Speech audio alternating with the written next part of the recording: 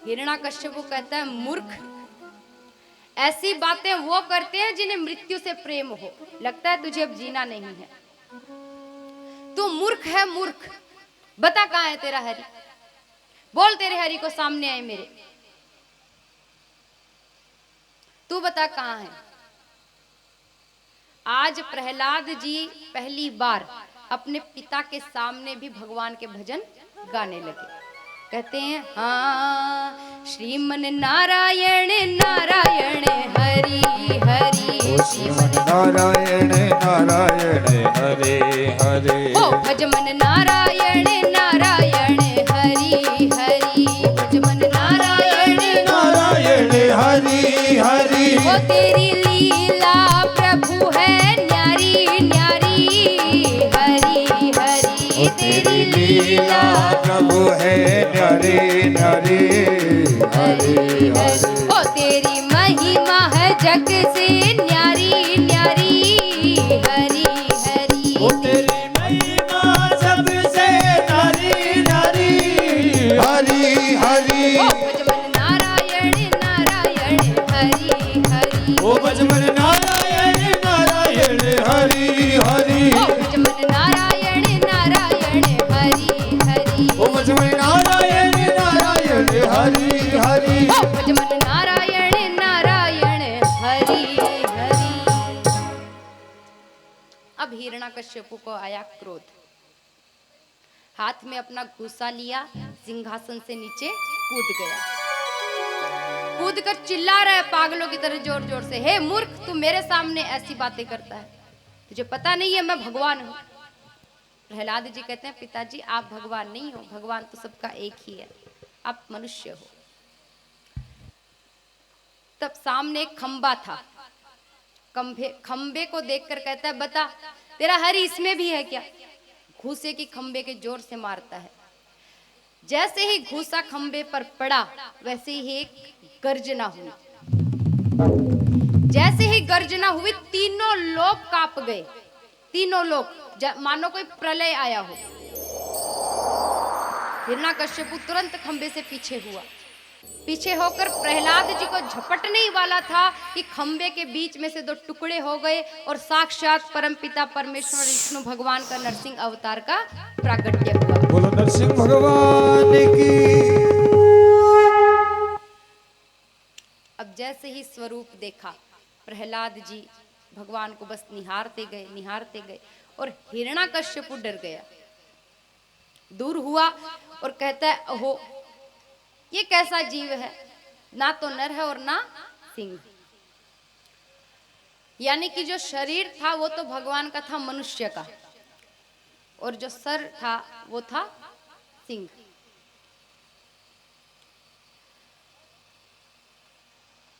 अब सब डरे हुए हैं, ब्रह्मा जी, शिव जी, लक्ष्मी जी, सारे देवी देवता, किन्नर, यश, गंधर्व, सब के सब भगवान को देख रहे हैं और कांप रहे हैं। क्यों? क्योंकि किसी ने कल्पना नहीं की थी कि भगवान ऐसा स्वरूप लेंगे, किसी ने सोचा भी नहीं था। फिर भगवान आए, हिरण्याकश्यप को घसीट कर लेकर जा रहे हैं, ले जाकर दहलीज पर बैठकर अपनी जांघों पर उसे पटका और चाकू जैसे नुकीले नाखून थे भगवान के, तो उससे हिरण्याकश्यप का सीना चीरकर उसे जमीन पर पटक दिया। इस तरह भगवान ने हिरण्याकश्यप का उद्धार किया। बोले श्री नरसिंह भगवान की जय हो। अब ये बताइए कि भगवान ने ऐसा स्वरूप, ऐसा अवतार क्यों लिया? किसको किसको पता है?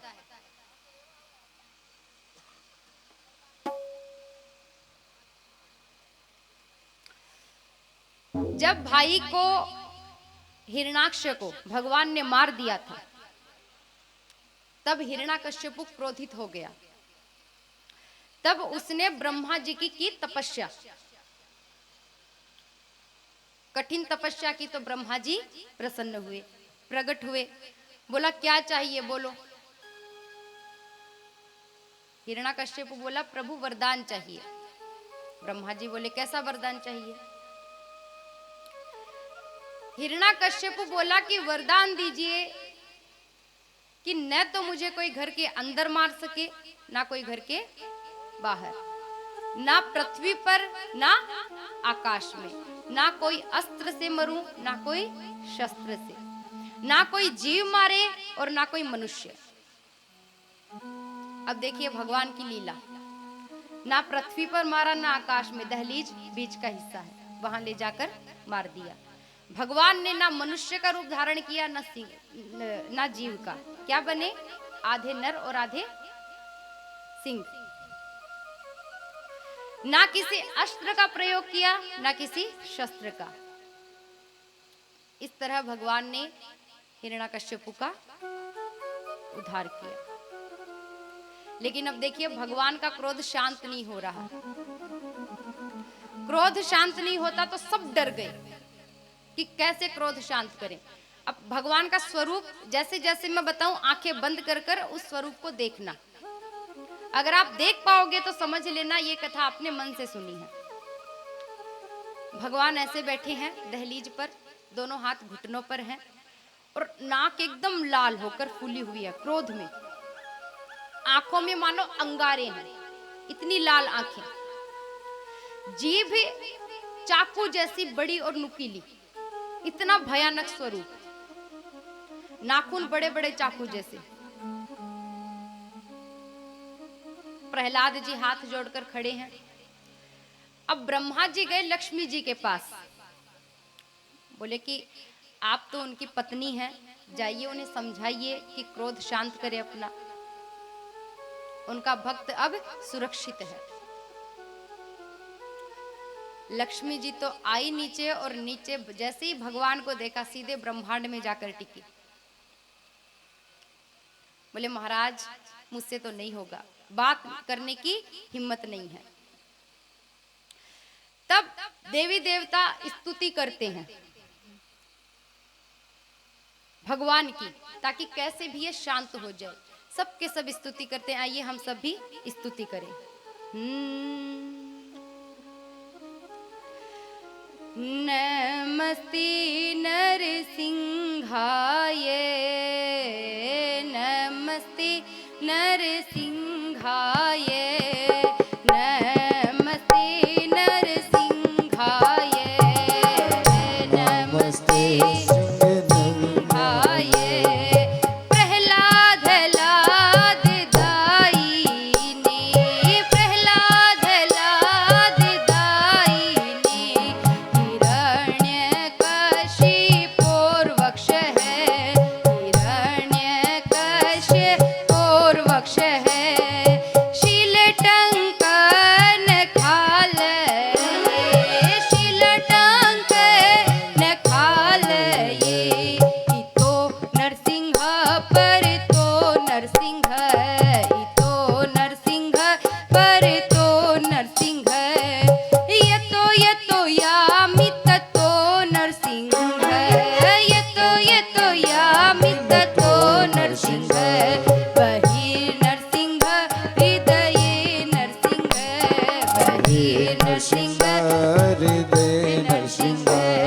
नरसिंह मृदिं शरणं प्रपद्ये।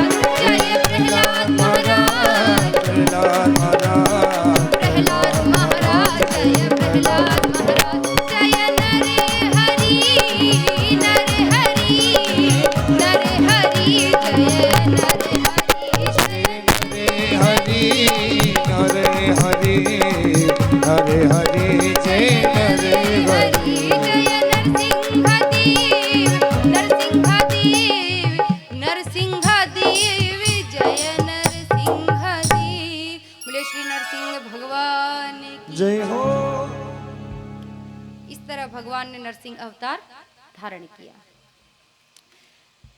अब भगवान का क्रोध शांत कैसे हो? तब ब्रह्मा जी प्रहलाद जी के पास गए, बोला पुत्र, जिस भक्त के लिए भगवान ऐसा रूप धारण कर सकते हैं, उसी पुत्र की प्रार्थना से शायद भगवान का क्रोध शांत हो। सारे देवी देवता बोले, ब्रह्मा जी बोले, फिर लक्ष्मी जी बोलती है कि हाँ, भक्त अगर जाए तो प्रभु क्रोध नहीं करेंगे। अब भगवान बैठे हैं तो प्रहलाद जी गए और जाकर चरणों में लेट गए, दंडवत प्रणाम कर दिया। जैसे ही प्रहलाद जी को देखा, भगवान भावुक हो गए, उठाया और अपनी गोद में बिठाया। कितने सौभाग्यशाली हैं प्रहलाद जी, भगवान की गोद में बैठे हैं। फिर प्रहलाद जी और भगवान दोनों आपस में बातें कर रहे हैं। प्रहलाद जी एक प्रश्न पूछते हैं कि प्रभु मुझे ये बताइए कि आप क्या मुझे एक वर देंगे, मैं मांगूंगा तो? भगवान खुश हैं भक्त से, बोले हाँ दूंगा, बोलो क्या मांगना है। तो प्रहलाद जी बोले, प्रभु ये मोह माया से कैसे पीछा छूटाऊं? भगवान बोले कि तुम जैसा अगर मेरा भक्त कोई हो तो पहली बात तो ये मोह माया उसे घेर ही नहीं पाएगी। दूसरी बात ये कि आज तक मोह माया रुकी नहीं है और यह असंभव भी है। अगर मान लो मोह माया रुक गई तो भगवान हम सबको परखेंगे कैसे? उन्हें पता कैसे चलेगा कि हम में से कौन अच्छा और कौन बुरा, कौन अधर्म करता है और कौन धर्म?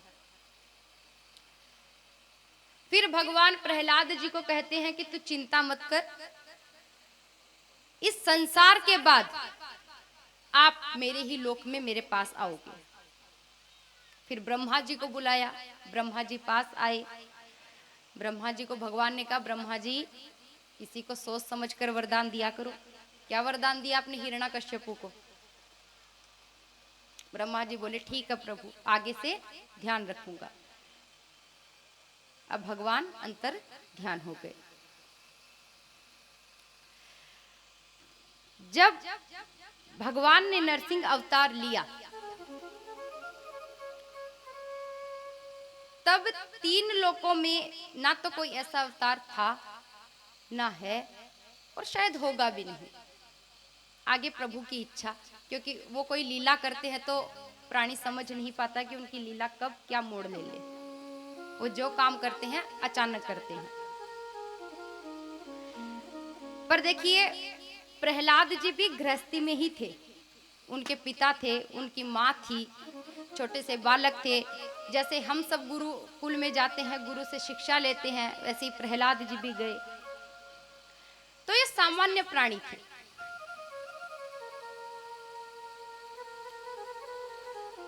अब आप ये प्रश्न का उत्तर दें, मैं आपसे पूछती हूँ कि भगवान ने हमें परिवार क्यों दिया? बताइए, किसको किसको पता है? अगर मोह माया से भगवान को दूर ही रखना था प्राणियों को, तो भगवान ने हम सबको परिवार क्यों दिया?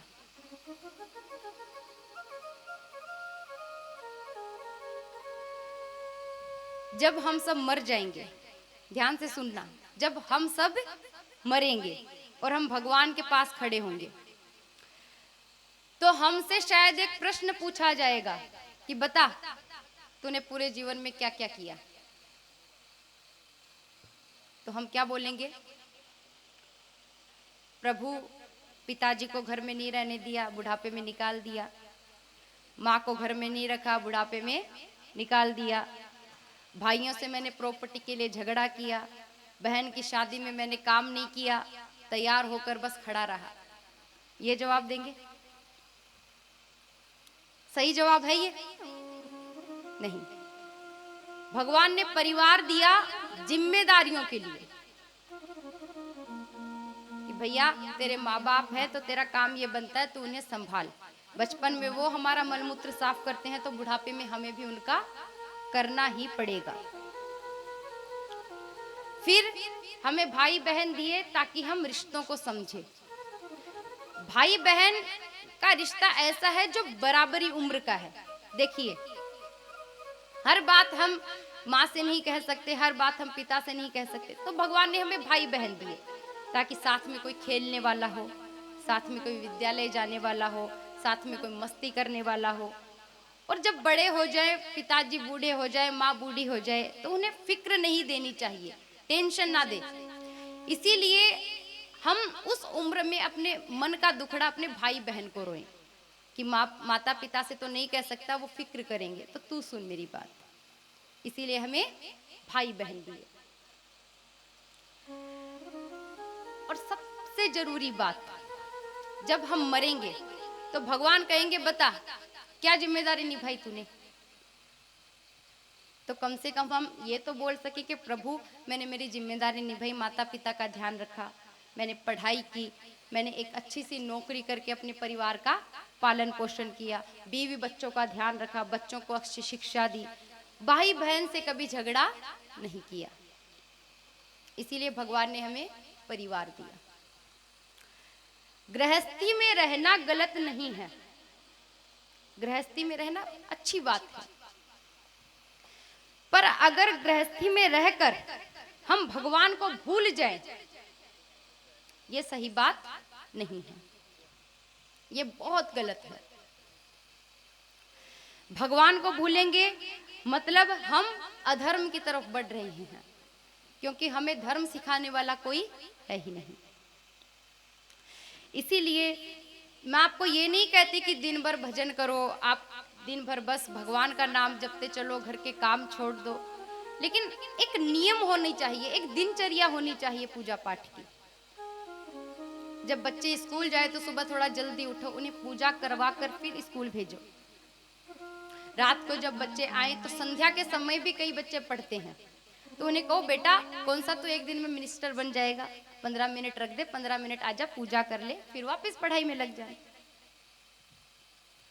एक दिनचर्या होनी घर में बेहद जरूरी है, चाहे वो बुजुर्ग हो, चाहे वो युवा हो, या फिर चाहे बालक छोटा सा, पर दिनचर्या जरूरी है। दिनचर्या नहीं होगी तो घर में क्या होगा, घमासान। पति पत्नी को डांटेगा, मेरा शर्ट कहाँ है, मेरा तौलिया कहाँ है, कोई भी काम टाइम पर नहीं होगा। तो इससे अच्छा है दिनचर्या अच्छी रखो, पूजा पाठ करो, हर कार्य समय पर करो, यही गृहस्थी का नियम है। और भगवान ने हमें जिम्मेदारी निभाने के लिए ही परिवार दिया।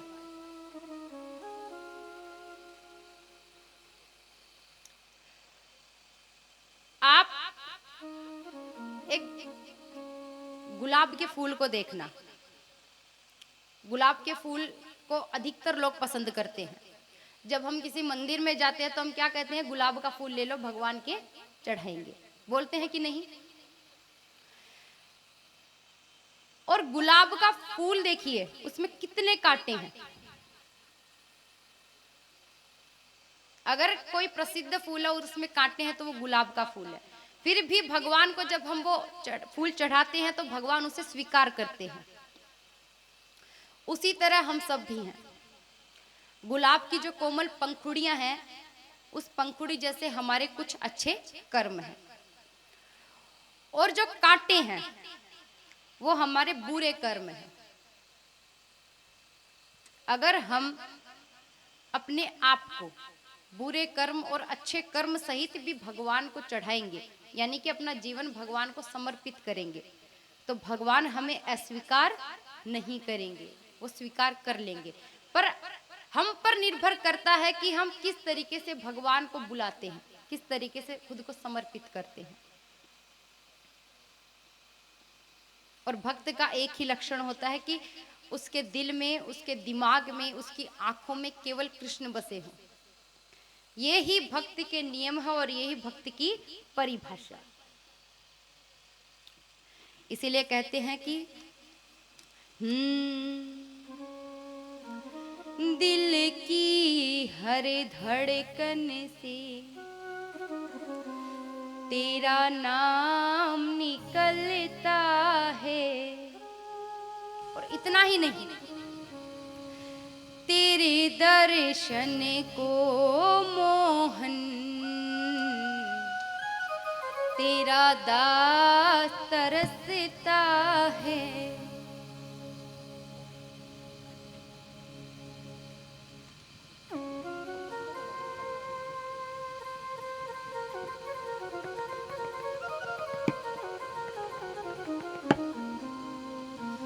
हाँ, दिल की हर धड़कन से तेरा नाम निकलता है। दिल के हर धड़कन से वो तेरा नाम निकलता है। ये तेरे दर्शन को मोहन तेरा दास तरसता है। ओ तेरे दर्शन को मोहन वो तेरा दास तरसता है। हाँ, दिल की हर धड़कन से तेरा नाम निकलता है। ओ दिल की हर धड़कन से वो तेरा नाम निकलता है। तेरे दर्शन को तरसे वो तेरा दास तरसता है। और ये भाव के साथ तालियां।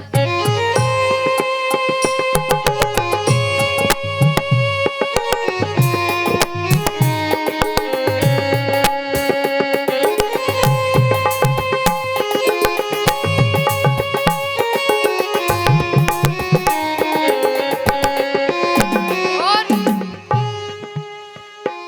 जन्मों पे जन्म लेकर मैं हार गया मोहन।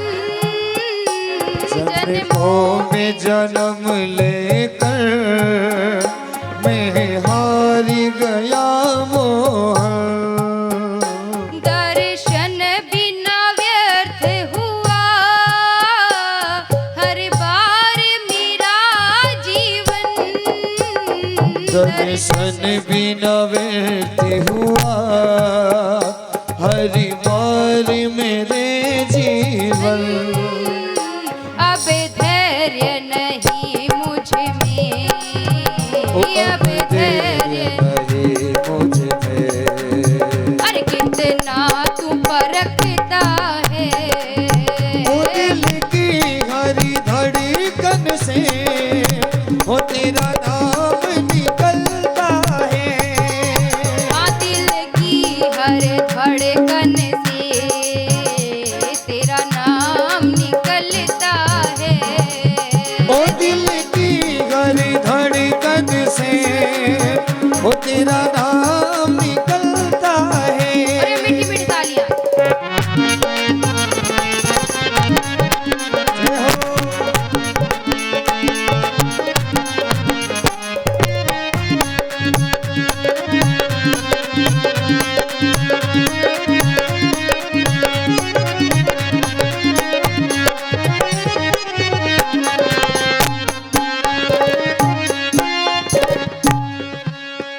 ये दिल पुकारता है एक बार चली आओ। ये दिल पुकारता है एक बार चले आओ। दर्शन देकर प्यारी मेरी बिगड़ी बना जाओ। दर्शन देकर प्यारे वो मेरी बिगड़ी बना जाओ। और जैसा कि मैंने कहा, भगवान कब कौन सी लीला कर दे किसी को भी पता नहीं है। तो ये खेल तेरे न्यारे, ये खेल तेरे नारे रे बस तू ही समझता है।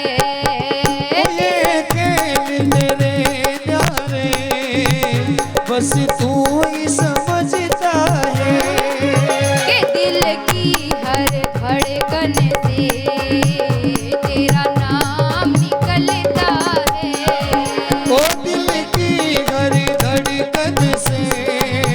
वो तेरा नाम निकलता है। और ये तालियां। जय हो।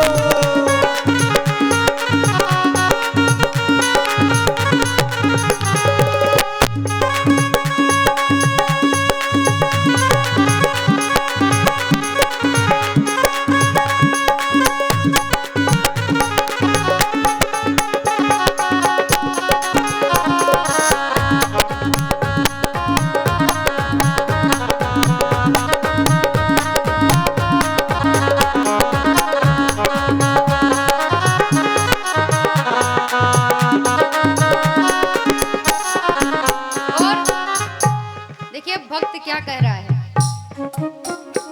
कर भी तो दया मोहन, हम भी तो तुम्हारे हैं। कर भी तो दया मोहन, हमें भी तो तुम्हारे हैं।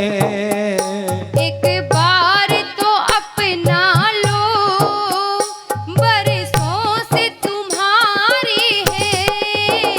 एक बार तो अपना